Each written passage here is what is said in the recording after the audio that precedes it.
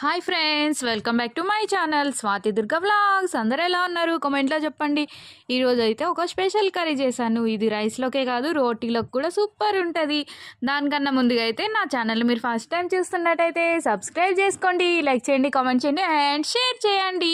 దీనికి ముందుగా onions cut చేసి ఫ్రై చేసుకోవాలి. నెక్స్ట్ వచ్చి కాజు అండ్ క్యాప్సికమ్ అండ్ మష్రూమ్ నీట్గా కడిగేసి కట్ చేసుకొని దాన్ని కూడా యాడ్ చేసుకోవాలి. బాగా ఫ్రై చేసుకుంటూ ఉండాలి. ఇందులోగా కాస్త పసుపు అండ్ సాల్ట్ యాడ్ చేసుకోవాలి.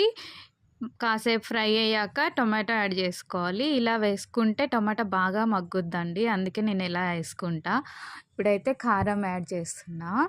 కొంచెం మేము స్పైస్ ఎక్కువ తింటాం కాబట్టి కారం ఎక్కువ వేసుకుంటున్నాం.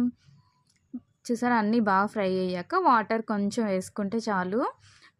కొంచెం దగ్గరికి అయ్యాక గరం మసాలా వేసి స్టవ్ ఆఫ్ చేసుకుంటే కర్రీ రెడీ. Bye bye.